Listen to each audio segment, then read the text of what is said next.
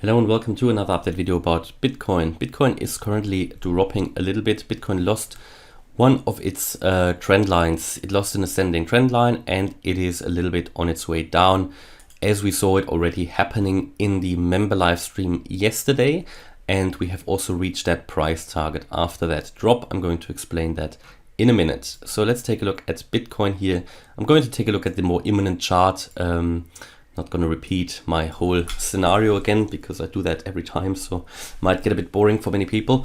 So let's start here. This is the imminent Bitcoin chart, the 1 hour chart. We saw when Bitcoin was moving up here, we saw that ascending trend line. We said as long as Bitcoin is above this ascending trend line, it can climb higher. This here was just a pullback to a trend line. It was a bull flag. Yeah, we talked about that. It broke out as expected. Did not only reach the first price target, it even exceeded it. Then we talked about this starting to roll over because we saw a bearish divergence on the 1 hour chart, and that happened. It seemed like it would hold that trend line, but in the live stream after my last video, we saw it already dropping below. So I told you when we were here, that was the last video, that we need to see some volume. If the volume doesn't come in, there's a big risk it's going to lose it and we're not going to pull away from it. And yeah, there was no volume. If you take a look, there is absolutely no volume that came in here. And that trend line was then lost. And that is also, you know, when you go in a short-term long trade or whatever, this is when you would normally, or when I at least, would exit if I was in a short-term long trade, for example, because you're losing your you're losing your initial momentum. Yeah, you're starting to roll over, and that is what happened. We then came down to 41.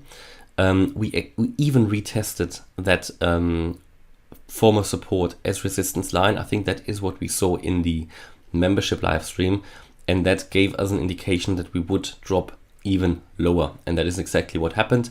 And I think that immediate uptrend seems to be nearly invalidated now, because if you take a look at how the price is coming down here, again, very strong, very impulsive. Anything that's coming up here looks fairly corrective.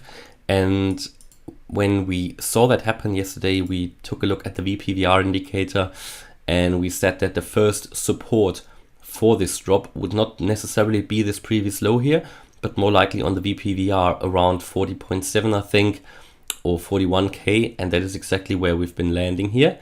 So the VPVR indicator, a really useful indicator that can give us an understanding of where in a downtrend or uptrend the price might find initial support or resistance. So that happened. What can we expect now? In my opinion, looking at how the price is doing this here now and the lack of volume coming in and the strong selling volume, I think we are here in a short-term downtrend again. And I wouldn't be surprised if we get all the way down to 39.7 again.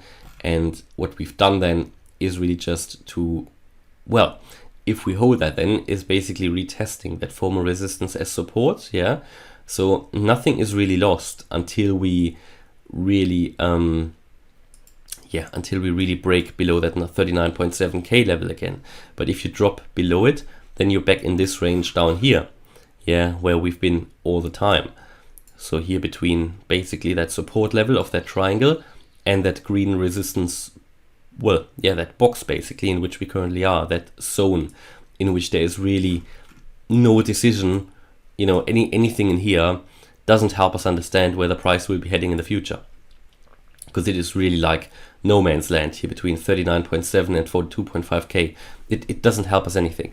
Now, what could happen next? What could happen is potentially, here we can see it already, a potential head and shoulders pattern forming, yeah, where you might find support somewhere here at, in the end, 40k roughly, build a neckline, and then you make your lower high, come down, neckline, you lose it, and you go down. That is certainly a possibility here. Just speculation at the moment because we cannot see that lower high yet, but it is something that could obviously develop because Bitcoin is now starting to be oversold, especially here on the 1 hour chart. Let's see how the 4 hour is looking. It's not yet oversold on the 4 hour, but on the 1 hour, I think we have more potential for a little bit further price drops based on the 4 hour chart, yeah, the RSI. And that could then mean that that we are going to drop a little bit lower, as I said, to that previous low, for example, here at 40.2k, that would be this previous low. And then, yeah, maybe making a lower high, and then you form that head and shoulders pattern. And if you then break that neckline, that could take us out of this zone, basically this no man's land zone. That's pretty much what we can take a look at here. I mean, I've got on this channel chart this ABCDE pattern where we could expect that wave here to the upside to move higher, but it's only a wave E if the price can really move all the way to that top, to that resistance level here of that triangle, to that white resistance line, yeah. Only then it would be classed as a wave E, and then we can expect that the price is dropping outside of the triangle to the downside, opposite of the wave E. Now another wave count that is certainly absolutely possible, and I showed that the channel members in the member live stream yesterday, is that if we assume, right, this here was the wave 4, that peak here, that you have come down in a wave 1, you have come down in a wave 2, so you have come up in a wave 2, and you are now in that wave 3, you will come down in 4, 5. Oops. So that what you can all see here is just part of that wave 3, yeah. And in that wave 3, yeah, we have much more room for further downside. And if we take a look at the Fibonacci's, yeah, the price target for that wave for that wave 3, that would be sitting at 27.5k. So that would be the wave 3 where we would expect that wave 3 to go. Then you have a little bit of a retracement to the upside in a wave 4. And then you get your final wave 5, which I would expect is going to land in the region of 25k, maybe a little bit lower. But hopefully it won't stay there for very long. The reason I say that is that the wave 3, the minimum target is always the 1.618 fib extension. So that would be 27.5k. Everybody who's been watching my videos knows that exactly at 27.5k, it's also the 61.8% Fibonacci retracement level of the Bitcoin price. So you've got a confluence of support here. So that is very interesting, and certainly the price is often drawn to the 61.8% fib level. So a very interesting level there. And I still primarily expect the price to break, as you can see here, out of the triangle to the downside. But as mentioned before, should this not happen, because I don't have a crystal ball, I don't know what's going to happen tomorrow, we also have a scenario if the price is going to break out of the triangle to the upside. So we want to be able to react to the market either way. Yeah, there is generally no right or wrong. There is only, and that is so important in TA, and everybody needs to understand that is what TA is for, to understand what a market is capable to do in each scenario. There is typically, not only with Elliott waves, but typically in TA, there should be at least, a bullish and a bearish scenario. And the more bullish scenario is that if Bitcoin breaks above 45.5k, we should be able to reach this price range here between 55 and 65k.